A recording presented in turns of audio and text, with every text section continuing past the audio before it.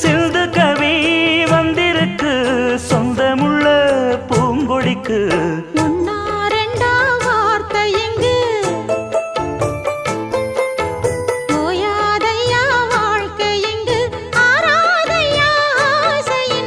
பாட்டுக்குள்ளே பாட்டிருக்கு படிச்சுக்கத்தா மனசிருக்கு. இந்த வயசு இப்ப புதுசு அடிவாடி பூங்கொடி. இந்த மாமல் படிக்கும் பாடல் இனிக்கும் சேர்ந்து பாடடி. இந்த மாமல் படிக்கும் பாடல் இனிக்கும் சேர்ந்து பாடடி.